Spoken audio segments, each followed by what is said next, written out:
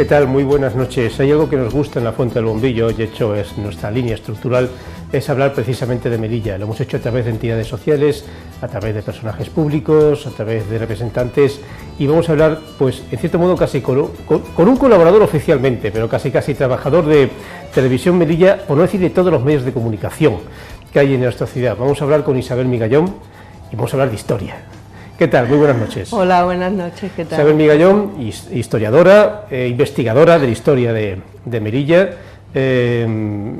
ganadora de medalla de mérito militar y además escritora de un libro que me pareció fascinante, Cruz al Mérito Militar, para ser exactos, Mujer y Matrimonio en la Melilla del siglo XVII, si mal no recuerdo. 18, si mal no recuerdo. Sí. Me pareció, solo cuando vi el título dije, ¿y esto pasaba? Pues pasaba. Pasaba, efectivamente pasaba. Y además también le vamos a decir amiga mía de puerta a puerta, amiga de la infancia, amiga del LGB, amiga de tener mi casa en un lado y su casa a 5 metros enfrente. Así que nos conocemos y nos conocemos bien. Mucho, sí. Isabel, si hay alguien que sabe, sobre todo, no solamente de historia, sino desarrollar esa historia y sobre todo, en el sentido positivo del término, venderla, exponerla a los foráneos y también a los ciudadanos, eres tú. Te lo has currado a nivel académico y sobre todo, y eso es muy bonito y muy interesante, sobre todo para los académicos, que no todos lo consiguen, es exponer de forma sensible los conocimientos de uno mismo para que todo el mundo digan, pues esto es bonito, y si es melillense mejor, porque además lo estamos viviendo. Sin embargo, nuestra historia, la de Melilla, es intensa, es particular, es tan singular y tan original, y es una pregunta muy generalista, como realmente tú sabes pero pocos conocen. Pues además de lo que has dicho, es extensa también, es muy extensa, porque a pesar del poquito espacio que ocupamos geográficamente, tenemos una historia muy rica, y es verdad que merece la pena, y que hay todavía, a día de hoy, en el siglo XXI ya, y a pesar de lo mucha batalla que le damos los investigadores.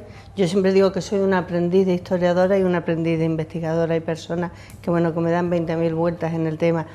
Pero hay todavía muchas etapas y muchas partes vírgenes todavía que se puede seguir trabajando y aún sacando información. ¿Y desde cuándo nuestra historia es tal, o al menos desde cuándo los investigadores podéis documentaros? ¿Desde cuándo Rusadir comenzó a ser llamada Rusadir? Pues fíjate, estamos hablando de muchos siglos antes de Cristo, pero todavía, a día de hoy, te digo que hay cosas de las que me dice, hasta aquí puedo leer, ¿no? Como nuestra recordada Mayra Gómez que en el 1, 2, 3, hasta ahí puedo leer. Pero es verdad que cada vez se van descubriendo datos nuevos, se van descubriendo más cosas, pero ya estamos hablando de esa Rusadir, de esos fenicios que vinieron desde Cartago y no creo ni que supieran de estas zonas, de estas costas, y llegaron hasta aquí, vieron que el sitio merecía la pena y aquí se asentaron, claro, indudablemente era lo que era la vieja Melilla, aunque luego teníamos constancia, lo que pasa es que ya pues el devenir del tiempo, la sociedad, pues lo que era la necrópolis, el Cerro de San Lorenzo, que ahí pues quizás sí que hubiese habido todavía más vestigios y nos podría haber hablado mucho más esa zona de la etapa prehispánica, como la denominó nuestro cronista Rafael Fernández de Castro, de esa etapa que todavía hay muchas sombras, ¿no? No obstante, cuando hablamos de Rusadir, ¿de qué hablamos? ¿De un puerto comercial, de una base comercial fenicia, que eran realmente exploradores, al tiempo que comerciantes excelentes del Mediterráneo, supieron siempre intentar evitar los conflictos con los cartagineses o con los romanos, sabían jugar con todos y ser positivos en ese aspecto? ¿Era un mero centro comercial, un punto de referencia, un punto de avituallamiento, o era una ciudad? Mira, yo es cierto que no me he dedicado a investigar lo que es la parte de historia antigua, pero por lo poquito que he leído creo que sí, que ellos iban buscando esos asentamientos para tener asegurado tanto la ida como la vuelta, ¿no?, en esas exploraciones, y Melilla, por su entorno, su riqueza, quizás pues fuese simplemente un puerto comercial, pero luego pues tuvieron que ir asentando personas, y quizás traerían también otros que no fuese solo nada más que ese punto donde llegaban, hacían el avituallamiento, no, sino que le darían un poco más de envergadura, ¿no? De hecho, luego los romanos ya le dieron más importancia, ¿no?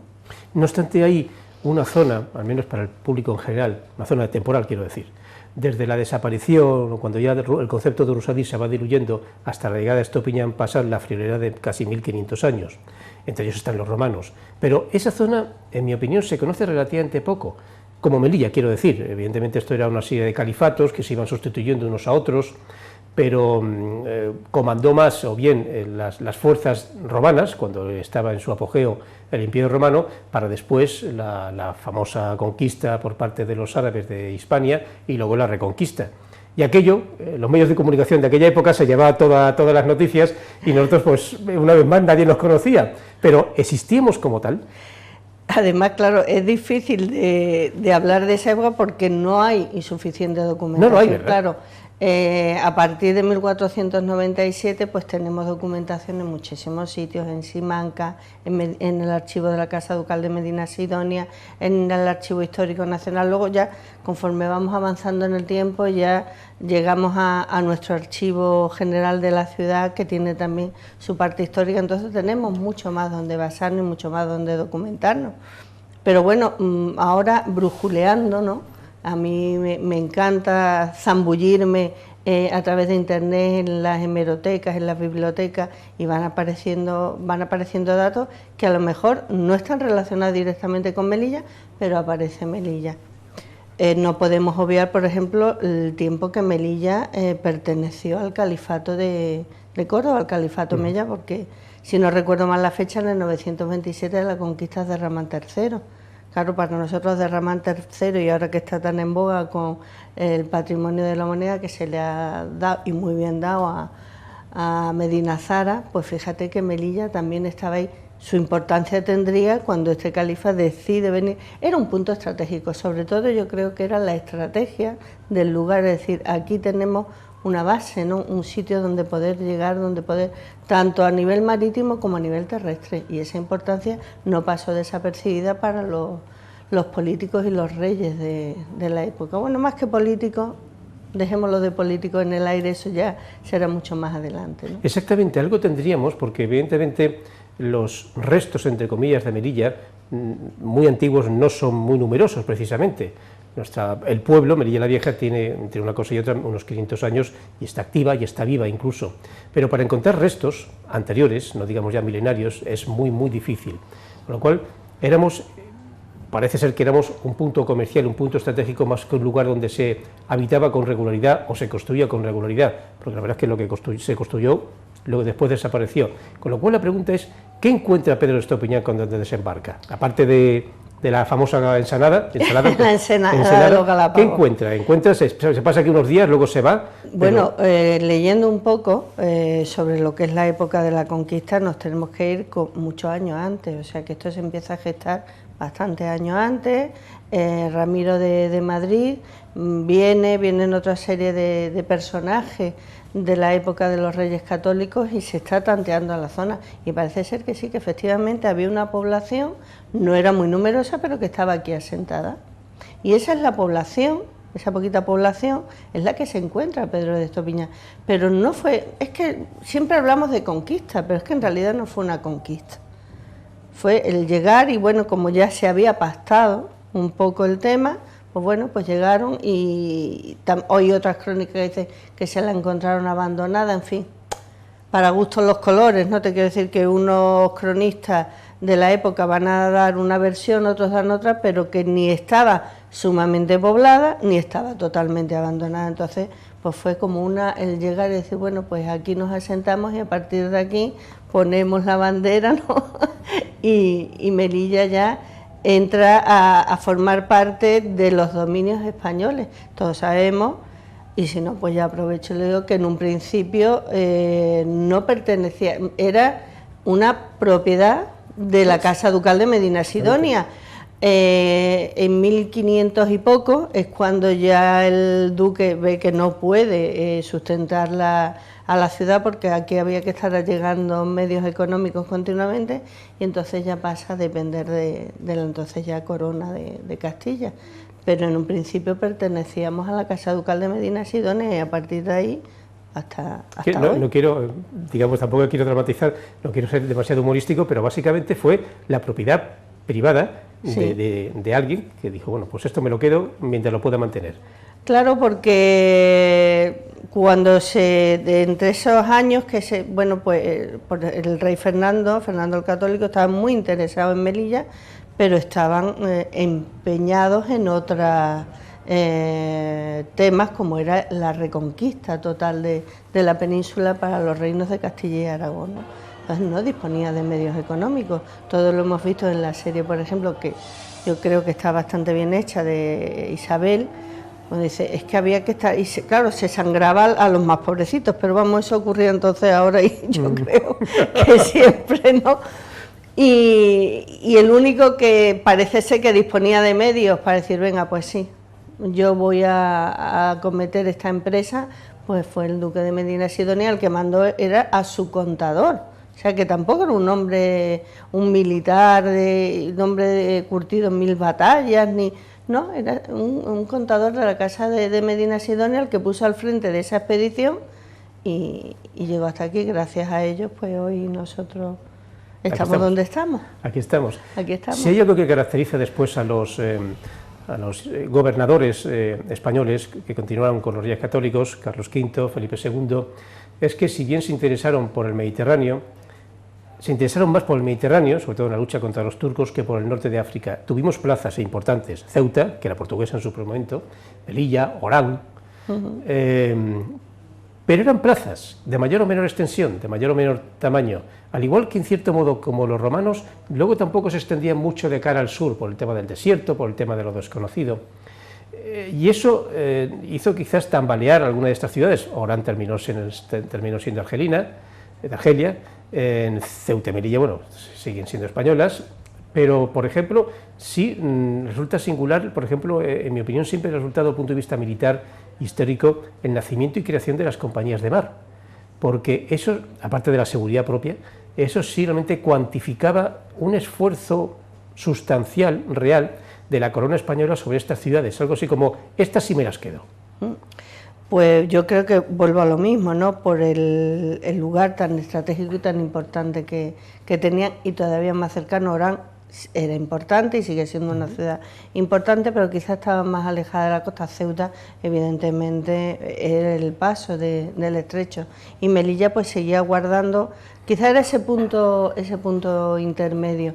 De ahí el que, a pesar de que, bueno, que hay informes desfavorables de algunos militares que llegaron de esa época, de los siglos XV, XVI, incluso XVII, desaconsejando a los monarcas reinantes que abandonaran Melilla, pero por otra parte le decían, no, vamos a intentar mantenerla, sobre todo cuando, claro, continuamente se estaba pidiendo ayuda económica para fortificación, para el mantenimiento de la guarnición. Sí, sí, que lees un poco de historia, un poco, no hay que leer mucho, y dices, pero bueno, si esto es más o menos lo mismo, otros son los personajes, otros son los actores, pero la situación poco ha variado. Hay otra época, en mi opinión, corrígeme, no oscura, que habría decir justo todo lo contrario, blanca un poco a nivel documental, que es desde que desembarca Pedro Estopiñán hasta quizás, pues casi 3 siglos después, el sitio, donde, bueno, Melilla va creciendo, pero generalmente se asienta en lo que es actualmente el pueblo y poco más. Y va aguantando, pues, no años, sino siglos, sí, son los vaivenes, y sigue siendo ese punto de referencia militar, comercial, esa zona de vigilancia para cualquier circunstancia, al tiempo que va siendo testigo, que todo hay que decirlo, de la decadencia de nuestros imperios a lo largo de esos 3 siglos. Pero algo seríamos, o algo se habría construido con cierta, digamos, sustancialmente, porque después ocurrió lo del sitio. Y no se hace un sitio a un lugar si no merece la pena. Exacto. Ese es el más famoso, el de 1774, y el que casi duraba, pues son alrededor de 3 meses en el tiempo, pero con anterioridad hubo otros que también se salvaron. Yo creo que aquí jugó un papel importante, ya no la población como ese aguante de decir, no, esto va a seguir siendo español y aquí vamos a dar la vida, como de hecho algunos la dieron. Pero quizá eso debió de tocar un poco el corazoncito de los que estaban al otro lado y dijeron, hombre, si lo están defendiendo a capa y espada, es porque esto realmente merece la pena ello y merece la pena la ciudad. Y luego yo qué sé, claro, además ya, cuando llegas al tema del sitio, para mí el siglo XVIII es una de mis grandes pasiones. No me preguntes por qué, pues no te podré decir por esto en concreto, sino porque por mi anterior trabajo en el archivo histórico de la ciudad, cuando empiezo a manejar la documentación, los protocolos notariales y empiezo a conocer datos, de ahí nace ese libro que tú has mencionado, que para mí es uno de mis pequeños tesoros. Esto, claro, cuando escribes un libro es como hablar de los hijos, ¿no? ¿A cuál quieres más o cuál...? No. Pero esto es cierto que como se habla de mujer y tal, pero es un siglo realmente apasionante porque ocurrieron muchas cosas. No solo el famoso sitio que nos tuvo de cabeza y tuvo de cabeza al sultán, ¿no? Durante tanto tiempo. Hay libros muy interesantes, hay uno muy bonito que además es un escritor melillense, Gerardo Muñoz Lorente, que está en Alicante, que se llama El Rosario de Mahoma, y describe de tal manera cómo eran esas galerías, esas minas y contraminas, esa defensa subterránea que se hace en la ciudad, que es espectacular. Entonces ya te digo que es que tenemos ahí unas etapas que en las que dice, bueno, pues yo creo que el melillense jugó un papel muy importante, como lo ha jugado siempre antes, en esa época, y después lo sigue jugando. No obstante, aquella defensa, y eso lo ha subrayado bien, aparte de las tropas que hubiera aquí o que llegaron de refuerzo, Melilla se defendió con su población. Sí, lo que sí se hace es, claro, se llevan a Málaga y a las mujeres y a los niños, algunas quedaron y el resto es la propia población y la guarnición que tenía. Tampoco se podía disponer, es decir, ni había medios, ni marítimos, porque los barcos llegaban, a lo mejor cuando se pedía ayuda, no llegaban, ya estaban las criaturas, vamos mal, no, lo siguiente, ¿no? Como decimos ahora. Pero es verdad que ahí la población se merece. Cuando el 19 de marzo se hace el homenaje que se hace, de verdad que, bueno, aparte que eso se estableció en su momento, que había que hacer un acto de recuerdo y en homenaje a esa guarnición y a esa población de Melilla que la defendió con uñas y dientes. Saltamos otro periodo de tiempo, saltamos tu bello y querido siglo XVIII y llegamos casi al final del siglo XIX, donde más España está convulsa, de cierto modo ha tocado fondo en varios aspectos o está a punto de tocarlo, y ocurre una serie de circunstancias. Dejamos un momentito Melilla, nos vamos con el general Prim, que si mal no recuerdo gana en la batalla de Tetuán en 1865, me parece. Sí, alrededor de los año más, año menos. Década. Luego ya gobierna España hasta que los asesina en 1871, pero en cierto modo aquella fecha, aunque fue con una victoria, comienza una larguísima guerra que no acaba por poner una fecha final hasta el desembarco de Lucenas, casi. Y un poquito más. Prácticamente algo así como 60-70 años con vaivenes, momentos de paz, momentos de tensión, momentos de gran actividad bélica. Obviamente protagonistas, pues Melilla y Ceuta, por decir toda la zona norte, que tras, corrígeme, el Tratado de Chafarinas nos tocó a España, que fue lo que se llamó el Protectorado. Y venimos a Melilla. En cierto modo, el conflicto de la denominada Guerra de Margallo, 1893, octubre de 1893, fue el punto de inflexión, a pesar de la crueldad de aquella batalla, de la muerte del general, una especie de empate militar entre ambas partes, fue en cierto modo el punto de inflexión para el crecimiento expansivo que hubo de Melilla a los poquísimos años. Sí, ese es otro de mis temas, o sea, lo mismo, el 18 es uno, el tema militar es otra de mis grandes pasiones, y efectivamente hasta entonces la población de Melilla se había mantenido más o menos. Pero a raíz de las campañas militares, que empieza, bueno, mal llamada la guerra de Margallo, porque eso, bueno, efectivamente empiezan todos los tumultos el 2 de octubre, con el famoso problema de la construcción del fuerte de la Purísima por el cementerio de Sidi Guariar, y el punto álgido es los días 27 y 28 en esa defensa del fuerte de Cabreriza Alta, que mucha gente lo confunde con Rostro Gordo. No, el fuerte de Cabreriza Alta es el que está dentro del acuartelamiento de Millán Astray, y además se recuerda con una placa, y ahí es donde muere el general Margallo, familiar del que fuera ministro de Asuntos Exteriores. Abuelo, me parece. Abuelo, creo. ¿Abuelo o bisabuelo? Abuelo o bisabuelo. Bisabuelo. Sí. Además, también hubo, con eso voy a aprovechar para desvelar algunas dudas que ha habido en este tiempo atrás. Se dijo en varias ocasiones que los restos del general Margallo ya no estaban en Melilla, que ya no estaban en el panteón que lleva su nombre popularmente, porque ese panteón tiene otro nombre. Y yo decía, bueno, vamos a ver si los restos se los han llevado, tiene que figurar. En los libros no figuraba en ningún sitio.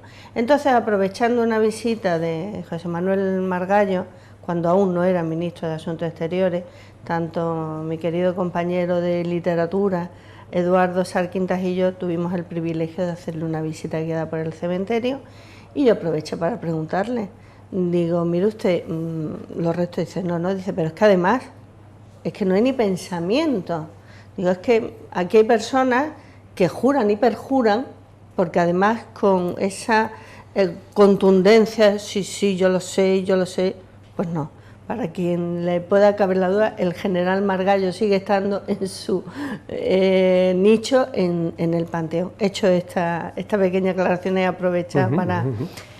Viene mucha gente, no solo tropas. También es verdad que había un empobrecimiento grande de la población, sobre todo de la zona de Andalucía, de Murcia, de Levante, que son los que, viendo los padrones de población de esos años, de finales del siglo XIX, y ver los orígenes de dónde viene, se vinieron a buscar ese futuro mejor, ¿no? Y ya, bueno, es que vamos concatenando una campaña de la de Margallo al 9 y así, hasta se dan por finalizadas las campañas, como tú bien has dicho, tras el desembarco de Luceba, pero todavía hasta 1927, cuando se puede decir que queda...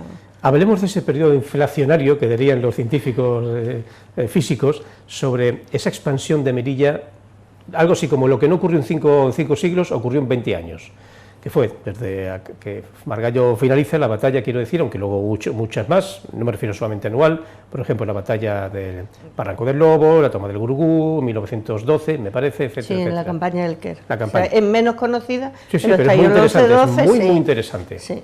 Entonces, en apenas 20-25 años, Melilla es otra. Conoce ya sus limitaciones físicas, quiero decir, pero es otra. Y se construyen de la noche a la mañana, porque es casi de la noche a la mañana, en una ciudad que se llena casi de 80.000 personas. Subamos un montón de circunstancias, subamos incluso esa especie de momento positivo que tuvo económicamente España en la Primera Guerra Mundial, de la cual nos aprovechamos, que todo hay que decirlo.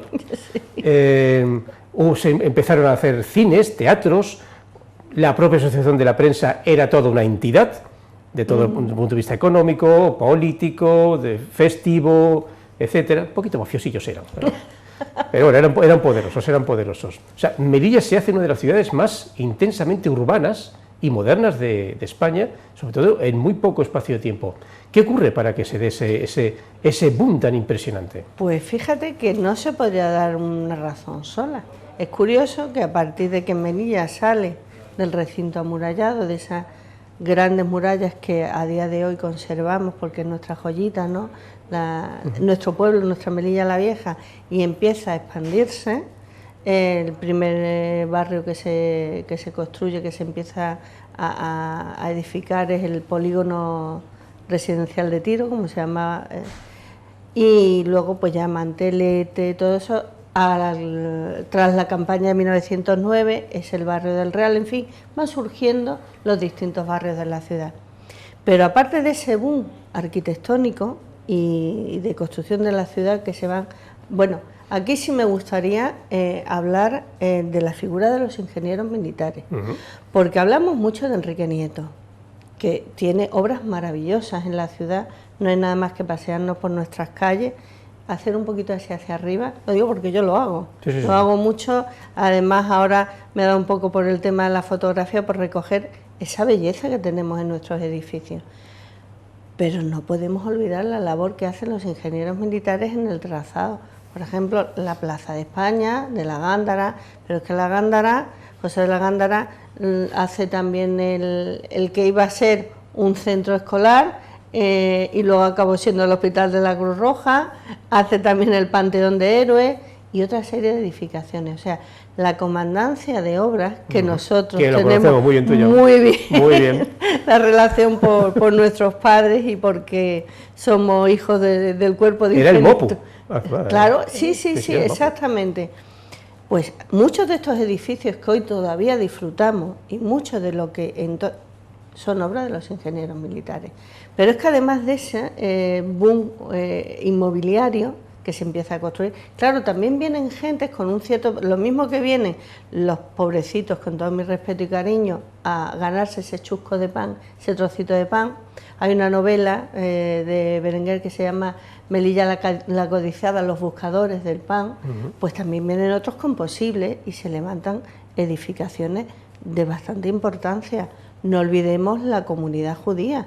A partir de 1859-60 viene mucha población judía de la zona colindante. A mí eso me ha llamado siempre poderosamente la atención y lo hablo con mis amigos porque los considero así, a Mordejai Guarní, Elena Fernández, que están haciendo una labor encomiable para rescatar información sobre la comunidad judía. Bueno, como lo normal es que de toda esa zona se hubiesen ido a Ceuta. ¿Qué es lo que les atrae para cruzar parte del norte de África y asentarse aquí en Melilla? Y ahí tenemos a la familia Salama, por ejemplo, ¿no? Pero es que, como tú bien estabas refiriendo, hay un movimiento cultural muy importante. En Melilla, no te puedo decir el número exacto de periódicos, pero un montón de periódicos. Se escribe mucho. Melilla, en fin, el tema de cine, de teatro, no hay nada más que coger el Telegrama del Rey, que siempre lo tengo que nombrar porque me confieso una adicta al Telegrama del Rey, y ver continuamente el movimiento cultural que había en la ciudad. Con esos momentos de paréntesis que hay que hacer un poco por el tema de esas campañas militares, eso, que en realidad no se estaba atacando Melilla, siempre eran las posiciones que se iban tomando y había que mandar refuerzos hasta que ocurre, bueno, el famoso desastre de Anual, ¿no?, que tú has referido. Pero Melilla tiene un movimiento, un bullir de gente impresionante. Yo llegué a comentarle a unos amigos que si pudiera elegir como melillense, ya digo como ciudadano del mundo, como melillense, a mí me hubiera gustado tener 20 años en 1900. O sea, y ser testigo de los 20 a los 30, 40, 50 años o el tiempo que hubiera vivido, de ver cómo crecía esta ciudad, de ser un par de páramos y el pueblo, y cómo crecer, y cómo verlo, año tras año, cómo nacería el centro, los barrios que ha citado, Polígono, Real, ver nacer todas las edificaciones que ahora de Ángel Nieto, perdón, de Enrique y de los ingenieros militares, crecer el puerto, todo esto a pesar de las campañas militares que no impedían ese crecimiento sociocomercial. Y en ese momento ser un empresario o un periodista hubiera sido, vamos, completamente el momento perfecto. O sea, y habría sido a la península para descansar de la intensa vida sociocultural y política que habría en nuestra ciudad. Y además son muchas las personas, hay una figura, a mí me encanta, que es Carmen de Burgos, la colombine, la corresponsal de guerra que viene a cubrir la campaña de 1909. Luego, es verdad que es una mujer que tiene una vida muy intensa en muchos sentidos, pero yo, que soy un espíritu inquieto, me imagino así en plan como Carmen de Burgos. Además, yo creo que tenemos hasta un poco las mismas hechuras, ¿no?, así entraditas en carnes y tal, y decir, pues, oye, tengo la oportunidad de irme y cruzar al otro lado y estar en las posiciones. Hay otra figura que también me apasiona muchísimo, que es la de Carmen Angolotti, la duquesa de la Victoria. Cuando el año pasado tuvimos aquí a la persona que encarna el personaje, a Alicia Borrachero, que también tuve la suerte de hablar con ella y de partir con ella, le decía, es que cuando vi, y no era sino porque es que realmente lo sentí. Muchas veces mi sinceridad me juega muy malas pasadas, pero en este caso no. Dije, Alicia, cuando yo supe que tú ibas a encarnar el personaje de la duquesa de la Victoria, dije, la mejor.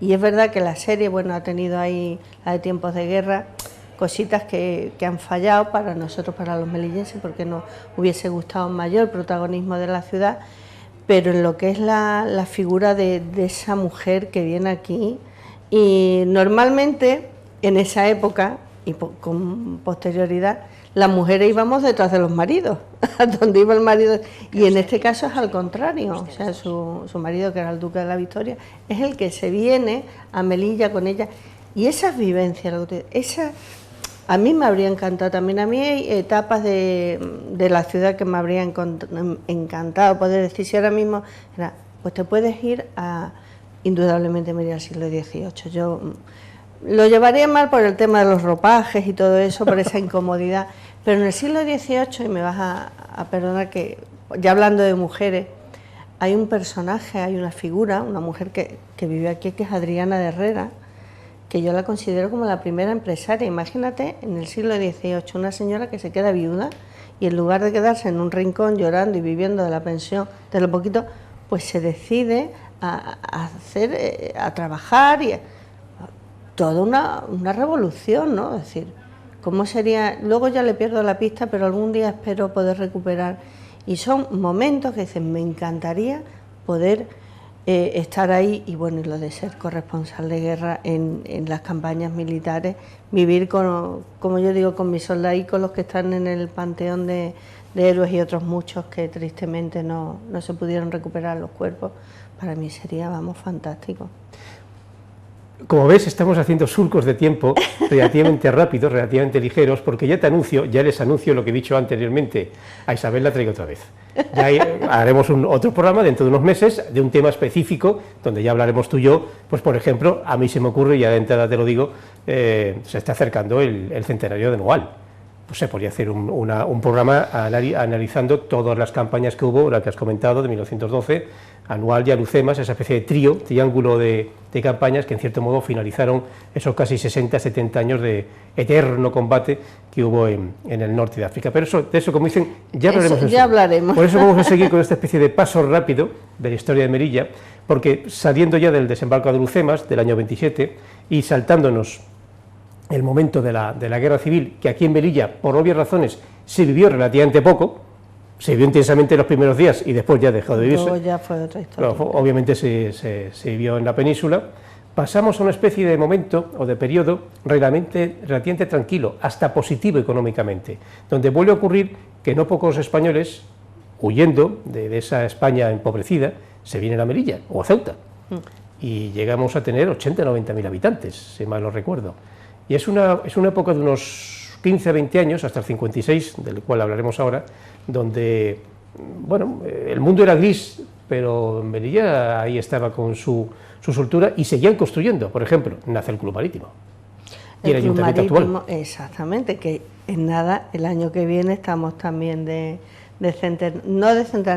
celebración, son 70 años de la construcción del actual Palacio de la Asamblea. Melilla siempre ha tenido y siempre tendrá un algo especial. Lo mismo lo tenemos para cosas buenas, que eso es lo que quisiéramos todos, que también la tenemos para cosas que son menos buenas. Pero bueno, ahí está. Y es verdad que se hacen muchísimas construcciones,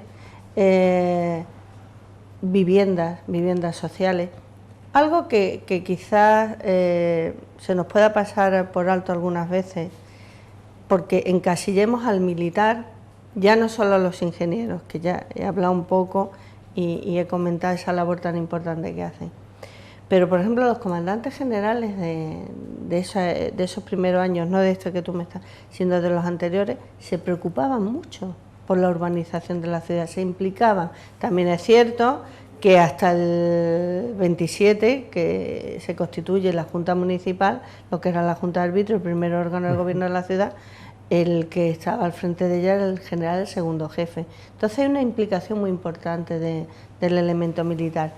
Luego ya en los años 40, 50, hasta el 56, pues ya estamos hablando es el estamento civil el que está al frente del gobierno de la ciudad, y son épocas que incluso se hablaba de superávit económico.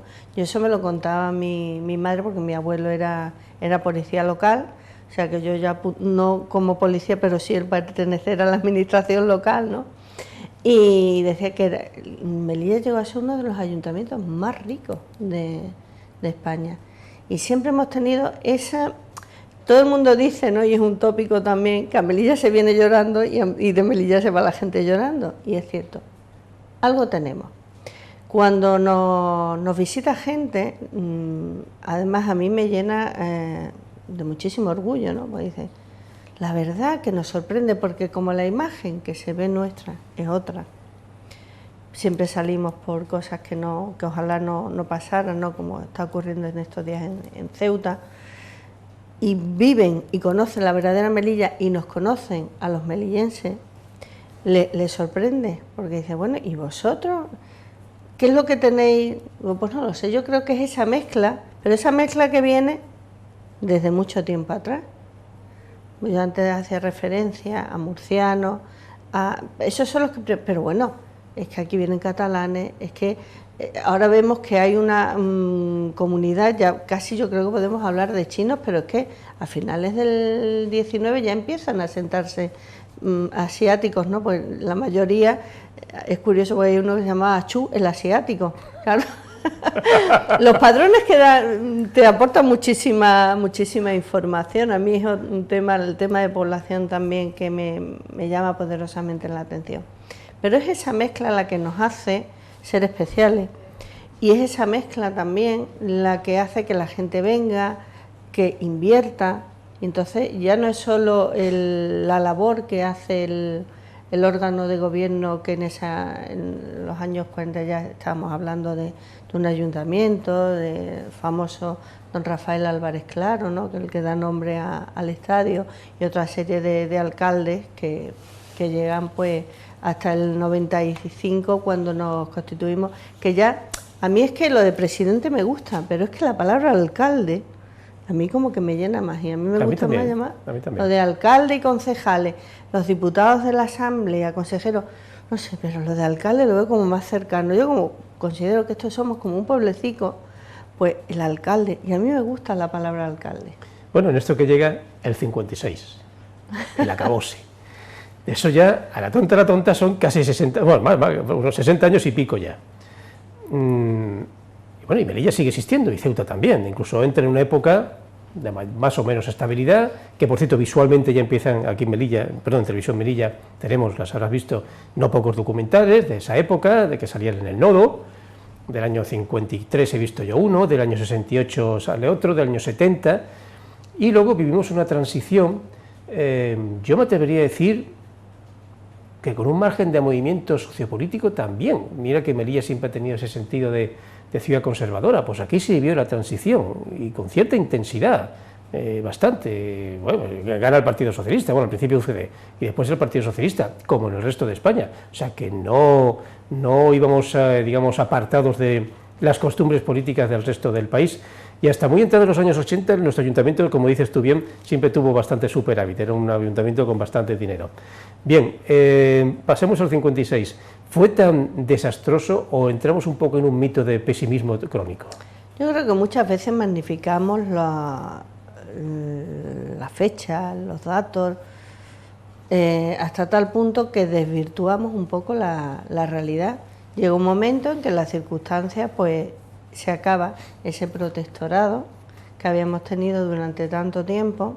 Ahí también es cierto que en esa época los interventores militares, yo evidentemente soy hija de militar y defiendo lo que creo que merece la pena que se sepa, porque la labor que hacen los interventores militares en toda la zona del protectorado es muy importante, pues se preocupan no solo del tema militar en sí, sino también de esa población, que algunos militares no lo hicieran como debieran. No vamos a entrar en esos temas, pero sí es verdad que es importante. Pero llega un punto en el que esa labor de expansión, ese trabajo de protección, de proteger, bueno, la zona más cercana a Ceuta, vamos, la baja, le toca a Francia, igual que, y España, pues toda la zona norte, ¿no? Pero yo creo que tampoco fue tanto, mi opinión. Habrá quien diga, pues sí, oye, pues la verdad. Es cierto que nosotros nos quedamos reducidos muy poquito, porque entonces hablar de Melilla y de Nador era como hablar de uno.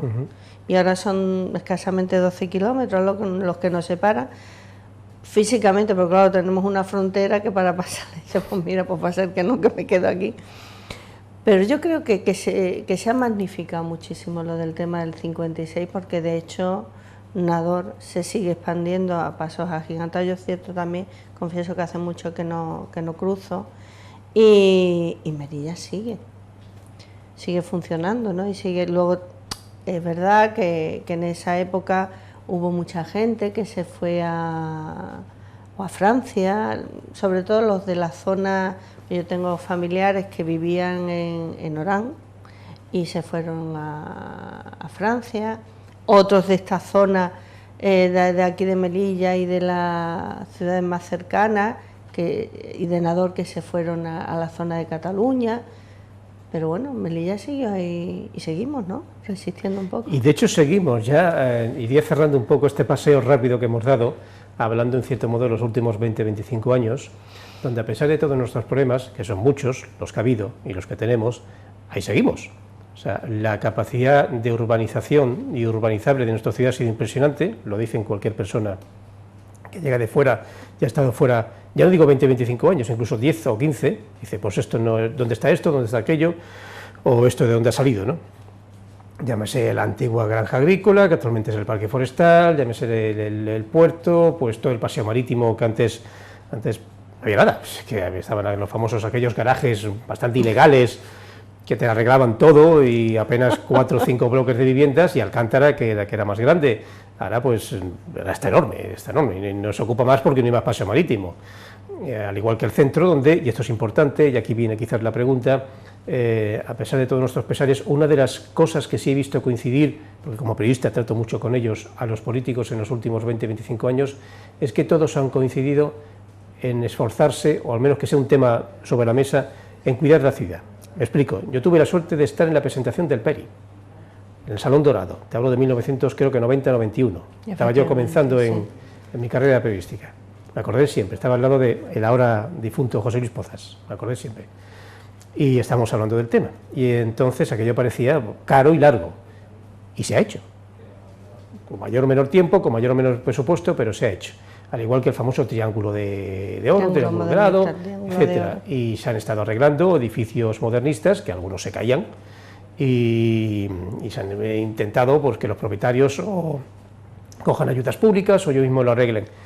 O sea, que hay una cierta cultura del cuidado de nuestra historia, la que nos queda, que no es poca en comparación con otras ciudades, ¿no? Cuidado, que esto cuando viajas te das cuenta de lo que se tiene y lo que no se tiene, pero sobre todo lo que se tiene. Y quizás no lo estamos haciendo tan mal, a pesar de todos nuestros errores y defectos y problemas externos que nos acucian día sí y día también, ¿no? Claro, desde el punto de vista histórico, casi físico, cabría decir, sobre todo en el tema del inmobiliario, ¿cómo lo ves tú? Porque tú y yo hemos visto cómo Melilla ha ido mejorando. Yo recuerdo cómo íbamos al pueblo, tenía un amigo que vivía en la casa del farero, que milagrosamente sigue ahí en pie, vacía, pero sigue en pie. Y aquel pueblo, aquella Melilla vieja, yo la recuerdo con cariño, pero reconozco que se caía. O sea, el Hospital de Reyes estaba vacío, le dabas un par de golpes a la pared, y es que sé que te caía encima la pared. Mira, volviendo un poco a nuestra infancia, mi infancia, para mí, el día que mi padre cogía el coche y subíamos a Melilla la Vieja, para mí era un día de fiesta, sí. Porque me encantaba.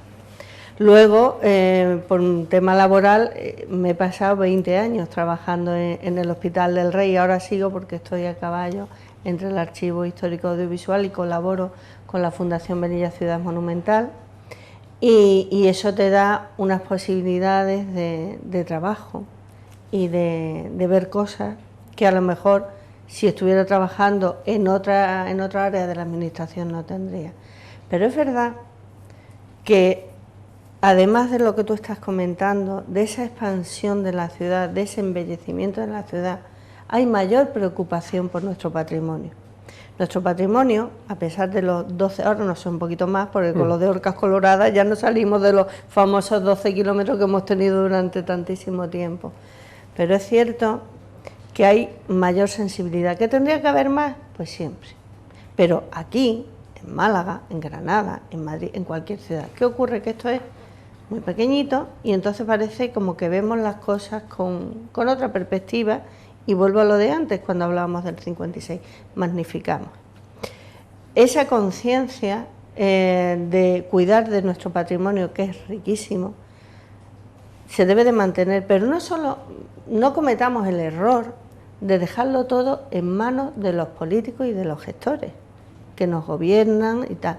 No, nos corresponde a todos, porque si yo ahora llego y cualquier fachada que se está restaurando, ahora hago cualquier faena, entre comillas, ya no estoy cuidando. O yo tengo una vivienda y prefiero dejarla morir antes que venderla o cederla para hacer algo con ella, o dejar que esa fachada se pueda embellecer. Te vas yo ahora, claro, paseo mucho por Melilla la Vieja, por tema laboral, y cuando vemos la fachada, la gente dirá, hay que ver el ayuntamiento, porque para eso sí somos ayuntamiento, hay que ver el ayuntamiento. No, perdón, es que eso no son propiedades todas del ayuntamiento. Entonces, por mucho que quieran, por mucho que intenten, no pueden hacer más. También tiene que ser conciencia del ciudadano, de ese orgullo que muchas veces en redes sociales, que ahora está el denunciar todo en redes sociales, ¿no?, y el hablar todo en redes sociales, el que tomemos esas iniciativas, hacer un proyecto de ciudad de todos, porque esto es patrimonio de todos. Hay quien tiene una labor, como decían los políticos, los gestores que están en el Palacio de la Asamblea, vamos, en el gobierno de la ciudad, tanto el gobierno local como el de la nación, en fin, llámese de la forma que sea, a todos nos compete, pero es que al ciudadano de a pie también. El cuidar, pues simplemente las papeleras que tenemos al lado de nuestras casas o las marquesinas, todo eso es patrimonio de la ciudad. Indudablemente hay que volcarse más y mimar un poquito más, pues ese famoso triángulo modernista, la ciudad vieja, que vuelvo a repetir es la joya de la corona, pero es que tenemos también un cuarto recinto, todos fuertes desde San Miguel, que ya prácticamente está desaparecido, San Carlos, que desapareció por completo, pero hasta el Fuerte del Rosario es una maravilla y se está restaurando para beneficio y deleite de todos, ¿no? Pues esa es nuestra historia también. Y ahí yo creo que debiéramos de implicarnos un poquito más todos los melillenses, porque hay personas que vienen de fuera, que vienen aquí a vivir y esa conciencia la tienen y están trabajando en favor de nuestra historia y de nuestro patrimonio. Pues hagámoslo también un poquito, porque el esfuerzo de cada uno, ese poquito de cada uno, luego podemos conseguir un mucho. No, y además yo creo que ha habido incluso momentos de inflexión dramática que ha servido después para bien. Acuérdate de la caída de la entrada del pueblo, que luego sirvió para que lo arreglaran, y luego una doble vía, que ahora hay muchos jóvenes y no recuerdan que solamente había una vía antes. Claro, y un semáforo, y además había que tocar el claxon, como te vinieron uno de frente a ver qué hacía. Era increíble. Sí, recuerdo, por ejemplo, como el foso de los Naveque era diferente, había una comisaría. Sí, había una comisaría, efectivamente. Que eso también se lo explicaba a jóvenes. ¿Dónde? Ahí arriba había una comisaría. Y estaba el economato militar. ¿Te acuerdas? Estaba dentro del túnel, el economato militar. Y en la entrada, en la Plaza de la Escultura, además, hace unos días, hablando con Maribel Pinto, con la presidenta de la Fundación, porque como también hija de militar, coincidimos en muchos temas. Pero ¿tú te acuerdas de cuando estaba aquí el economato? Yo es que yo lo recuerdo perfectamente, de ir a comprar con mis padres el cuartel de la Guardia Civil, la casa cuartel que estaba allí. Y bueno, la comisaría de policía había arriba en Melilla la Vieja, pero luego había otra fuera. Que a mí me ha parecido bien, ¿no?, el hecho de que, porque al echarlos abajo, por las circunstancias que sean, luego nos da una panorámica de las murallas y de las distintas zonas espectaculares. Que en Melilla la Vieja, de verdad, que la gente se anime, que suba. Hoy precisamente, ahí se están haciendo muchas visitas guiadas, visitas teatralizadas, y la gente se sorprende de la historia tan rica que tenemos. A mí me sorprendió mucho, por ejemplo, como periodista pude vivirlo, la apertura de un montón de puertas misteriosas que nunca sabrían que eran túneles, que daban a grandes dependencias, que dan a grandes dependencias, que no siempre las abren, pero por ejemplo, entrando al pueblo, hay una de estas puertas, que una vez lo inauguraron con el presidente, y es una dependencia absolutamente inmensa, donde además luego hicieron una especie de situación con maniquíes, de cómo se vivía allí en el siglo XVII-XVIII. Hubo una época cuando el quinto centenario, por ejemplo, el conventico, que hoy se puede visitar, pero ahí había una serie de recreaciones y la verdad que, claro, no hacía falta que nadie te explicara, aunque siempre gusta, ¿no? Porque todo no lo puede hacer ni un muñeco, pero te daba una idea de cómo vivieron ese famoso sitio, ¿no? La población que se vio abocada a meterse toda ahí en esas cuevas y durar pues, prácticamente casi todo el asedio. Pues Isabel, hemos llegado al final rápidamente, se ha pasado enseguida. Volando, fíjate. Así que ya lo anuncio oficialmente, habrá más programas con Isabel. Siempre lo digo, no, es que a esta vez lo va a ver, porque quería hablar, y perdón por el término, me vas a entender, de muertos, sí, de la increíble cantidad de fallecidos que están enterrados en nuestro cementerio, personajes cada uno interesantísimo. Por ejemplo, gracias a una compañera de otra televisión que te estaba entrevistando, supe yo, por ti, que no lo sabía, que la mujer del comandante Benítez, que falleció en Igueriben, está enterrada aquí en Melilla, y yo no lo sabía, yo no lo sabía, me pareció muy interesante. Así que haremos un turismo a través del cementerio, que los hay, cultural, en próximos programas, o bien nos centraremos en el pueblo, que ya solamente por sí merece un programa, o bien en esa especie de triángulo bélico que hemos citado al principio. Sí, porque ya verás que yo del cementerio lo he pasado así como, porque reconozco que para mí hablar del cementerio es como, no sé, perderme en esas tumbas. Llevo muchos años yendo, pero cada vez que voy a visitarlo descubro algo nuevo y siempre hay alguna información. Y a la gente es curioso que le guste cuando hacemos. De hecho, ya en varias ocasiones me lo han comentado. Bueno, vamos a dejar pasar el verano, que hace mucho calor, porque a mí me puede gustar mucho la historia, pero Martí tampoco vamos a ser los guías, ¿no? Y explicarles la historia tanto de los militares como los civiles. Hay muchas historias y muy curiosas en nuestro cementerio. Merece la pena. Pues doña Isabel Migallón, historiadora de Melilla, e investigadora y amiga, muchas gracias por venir en este primer programa, que vendrás más aquí en La Fuente del Bombillo, aparte de ir a otros programas de esta televisión y otros medios de comunicación, que eso está muy bien. Y nosotros nos despedimos, esperamos haberle entretenido y haberle sobre todo dejado con las ganas de, pues yo quiero más, que eso es muy importante en un programa de televisión.